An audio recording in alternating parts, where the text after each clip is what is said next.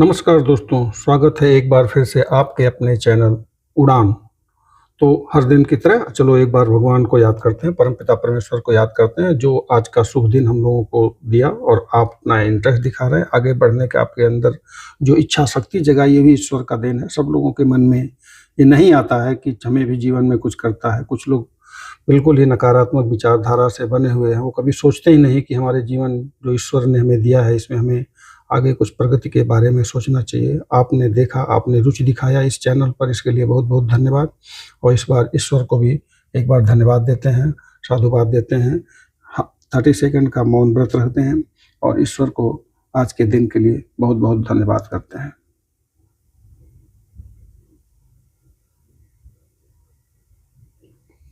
तो दोस्तों, जो आपने कल देखा या हमारे पिछले एपिसोड में देखा, एपिसोड नंबर 13 में, कि आपके अंदर एक छिपा है ताकत, जिसको हमने बरगद के पेड़ से तुलना किया था।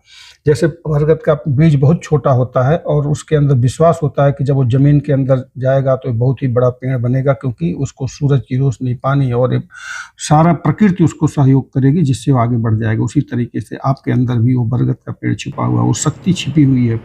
जिस दिन आप उसको समझ लेंगे और अपने अंदर जो कुछ कमियां हैं, जिसको मैं आज बताऊंगा, जिसको समझ लेंगे, उसको दूर करेंगे, तो आपके अंदर अपने आप बदलाव आना शुरू हो जाएगा।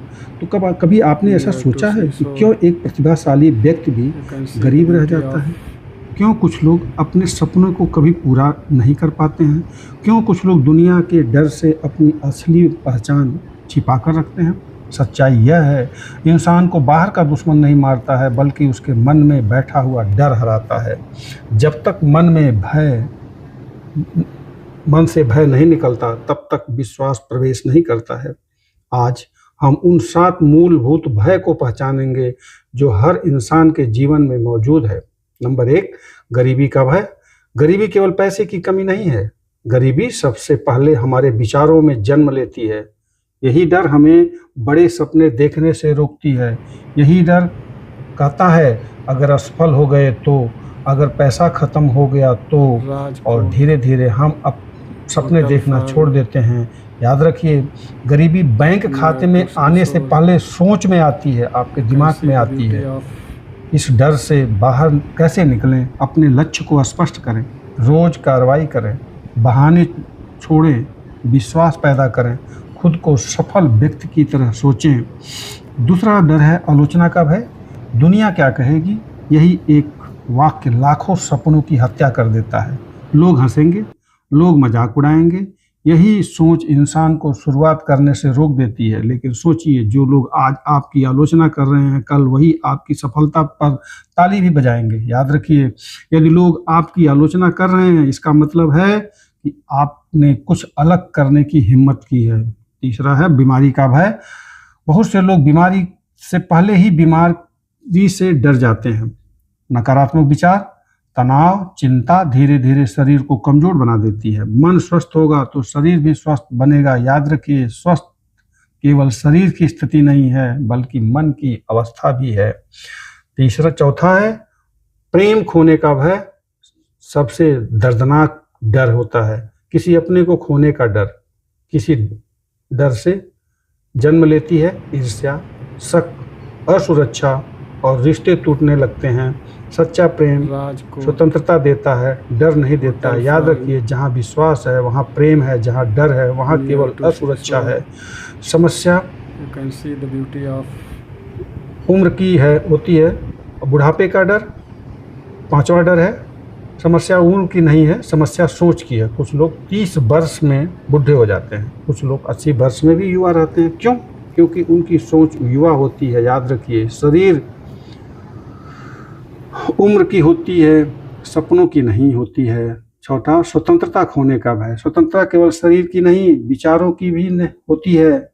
जब इंसान डर के कारण अपने निर्णय लेना छोड़ देता है, तब वह जीवित होकर भी कैद हो जाता है।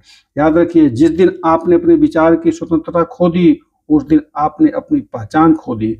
7वां है मृत्यु का डर। हर इंसान एक दिन जाएगा, लेकिन प्रश्न यह नहीं है कि आप कितने वर्ष जिए, प्रश्न यह है कि आपने उन वर्षों में क्या किया। मृत्यु का भय जीवन को छोटा बना देता है, लेकिन उद्देश्य जीवन को अमर बना देगा। याद रखिए, जो आपने उद्देश्य के लिए जिया है वह मृत्यु के बाद भी लोगों के दिलों में जीवित रहता है।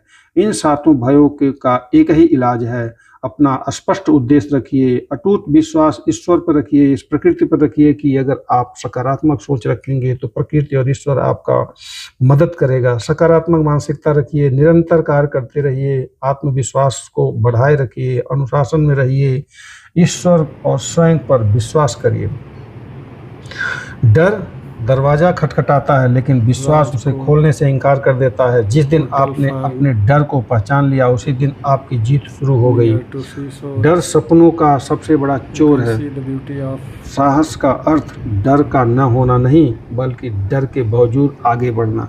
दुनिया आपको नहीं रोकती है, आपका डर आपको रोकता है। विश्वास वहीं जन्म लेता है जहां भय समाप्त होता है। हर महान व्यक्ति ने पहले अपने डर को हराया फिर दुनिया को हराया। जीवन का सबसे बड़ा जोखिम कोई जोखिम न लेना है।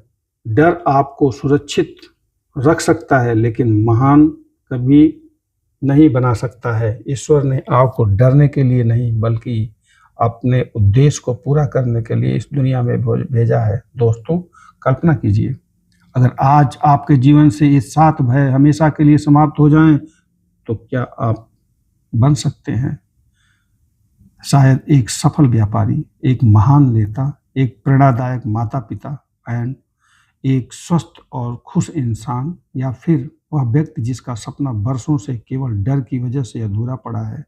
आज निर्णय लीजिए कि डर को नहीं, अपने उद्देश्य को चुनिए, अपने बच्चे को आगे बढ़ाइए और ये सातों चीज़ें से बच्चे को बचाइए।